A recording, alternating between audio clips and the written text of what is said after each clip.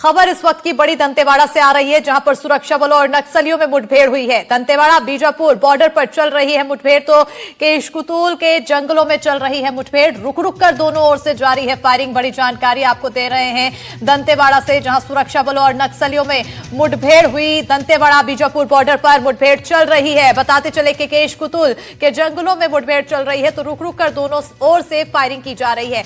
बड़ी जानकारी आपको दे रहे हैं हम दंतेवाड़ा से। आपको बताते चले कि नक्सलियों के खिलाफ लगातार प्रदेश में अभियान चलाया जा रहा है, बल्कि देश भर में अभियान देखने को मिल रहा है नक्सलियों के खिलाफ। और जो डेडलाइन तय की गई है 31 मार्च 2026, उसके लिए लगातार कदम देखने को मिल रहे हैं, फिर चाहे वो सुरक्षा बलों की तरफ से हो, चाहे वो सरकार की तरफ से हो। इससे पहले कई बड़े नक्सलियों ने आत्मसमर्पण किया है, तो कई बड़े नक्सलियों का खात्मा हुआ है।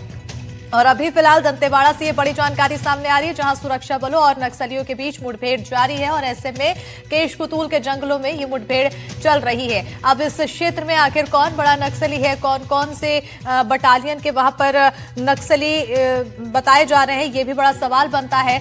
और साथ ही क्या सफलता हासिल होती है सुरक्षा बलों के जवानों को, इस पर भी नजर बनी हुई है।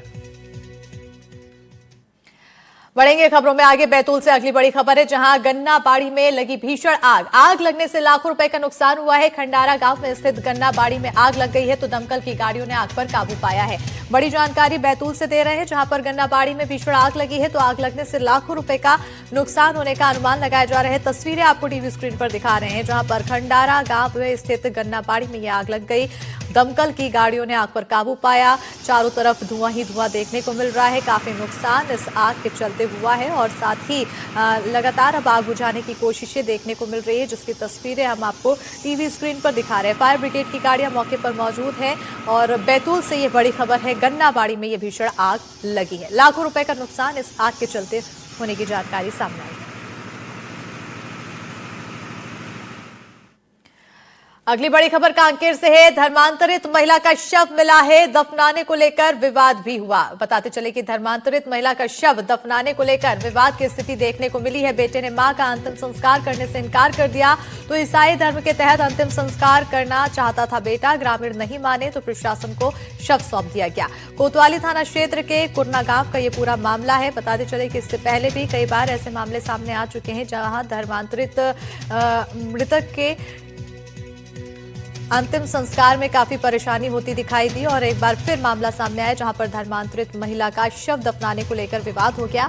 बेटे ने मां का अंतिम संस्कार करने से इनकार कर दिया। ईसाई धर्म के तहत अंतिम संस्कार करना चाहता था बेटा, लेकिन जब ग्रामीण नहीं माने तो उसके बाद बेटे को अपनी मां का शव प्रशासन को सौंपना पड़ा। कोतवाली थाना क्षेत्र के कुरना गांव का ये पूरा मामला बताया जा रहा है।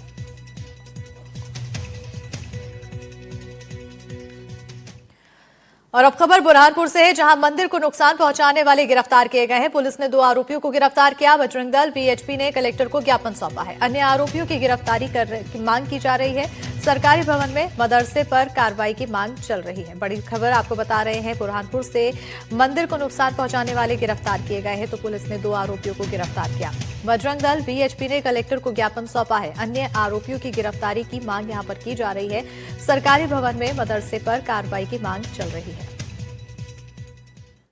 ये घटना बार बार जो हो रही है बिरोधा में, उससे शहर का माहौल भी खराब हो रहा है। ऐसा नहीं है कि माहौल नहीं खराब हो रहा है, उस दिन भी बहुत माहौल खराब हो सकता था, परंतु हिंदू समाज शांति चाहता है। ब्रह्मपुर में कभी किसी के समाज को नहीं छेड़ता है हिंदू समाज। और अगर कभी कोई अगर हिंदू समाज के को छेड़ेगा तो उसको छोड़ा नहीं जाएगा, है ना। शासन प्रशासन से यह निवेदन है कि यह कार्रवाई जल्द से जल्द करें, अन्यथा नहीं तो समाज को लेकर हम यहाँ पर उग्र आंदोलन करेंगे।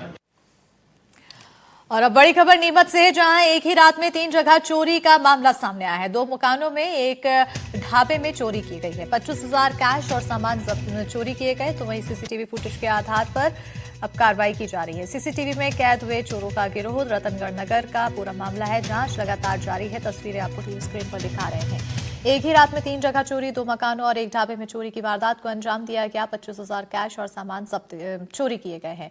बताते चले कि सीसीटीवी फुटेज में ये चोर कैद हुए हैं। चोरी करते हुए इस सीसीटीवी में नजर आए हैं, जिसके आधार पर अब लगातार जांच की जा रही है। रतनगढ़ नगर का ये पूरा मामला बताया जा रहा है।